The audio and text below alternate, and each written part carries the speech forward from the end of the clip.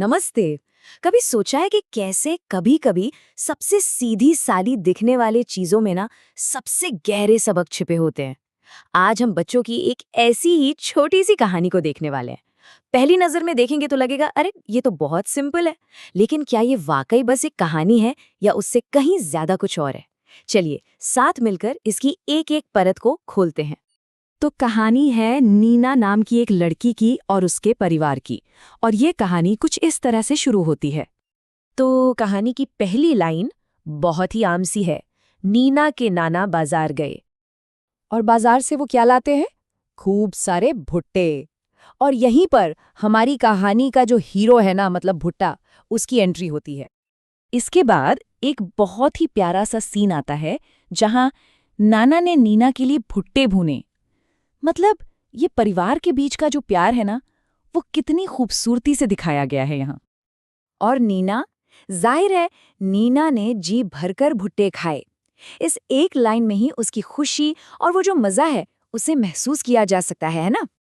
अब सीन में नानी की एंट्री होती है और वो भुट्टों के साथ कुछ अलग करती हैं। नीना की नानी ने भुट्टे उबाले, तो देखिए अब हमारे पास भुट्टे को तैयार करने का एक और तरीका आ गया। और आखिर में नाना और नानी ने जी भरकर भुट्टे खाए। यहाँ पर आकर कहानी का ये जो पहला हिस्सा है वो एक तरह से खत्म हो जाता है। लेकिन जैसे ही लगता है कि कहानी खत्म हो गई, एक बड़ा ही दिलचस्प इंस्ट्रक्शन आता है, अपनी भाषा में सुनाइए। और बस यहीं पे पहला हिंट मिलता है कि ये सिर्फ एक कहानी नहीं है, ये तो बस शुरुआत है। तो चलिए 1 मिनट के लिए यहाँ रुकते हैं और सोचते हैं। कहानी तो बड़ी सीधी सादी थी, खत्म भी हो गई, पर असली सवाल तो अब शुरू होता है।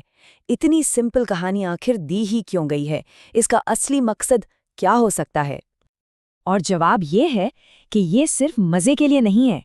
ये एक बहुत ही सोच समझकर, बहुत ही स्मार्ट तरीके से बनाया गया सीखने का एक टूल है। चलिए अब इसके पीछे की जो पूरी सोच है उसे समझते हैं।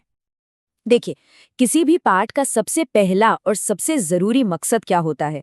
ये चेक करना कि जो पढ़ा गया है वो समझा भी गया है या नहीं, मतलब बेसिक कॉम्प्रिहेंशन।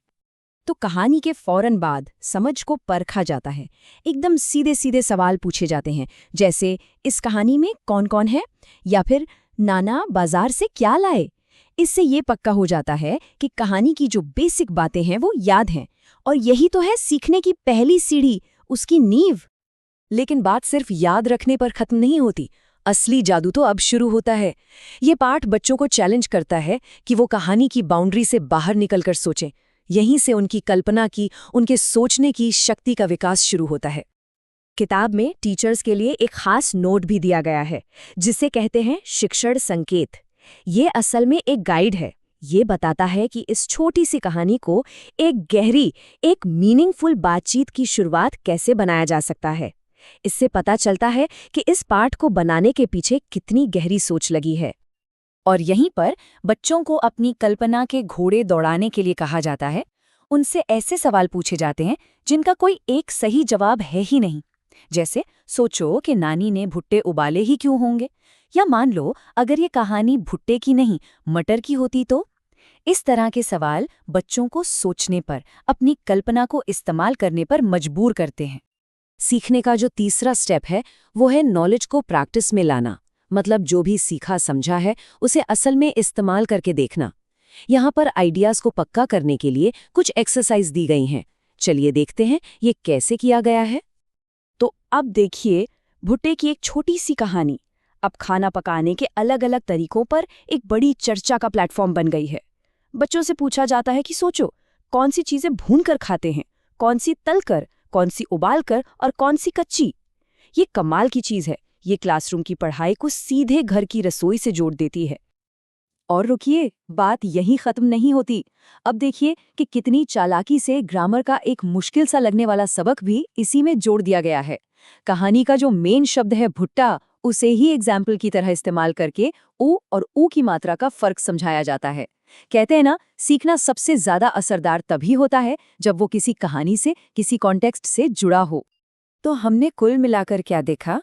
हमने देखा कि कैसे एक छोटी सी, सिंपल सी, एकदम अपनी सी लगने वाली कहानी को कॉम्प्रिहेंशन, इमेजिनेशन और यहाँ तक कि ग्रामर सिखाने के लिए एक बहुत पावरफुल टूल की तरह इस्तेमाल किया गया है।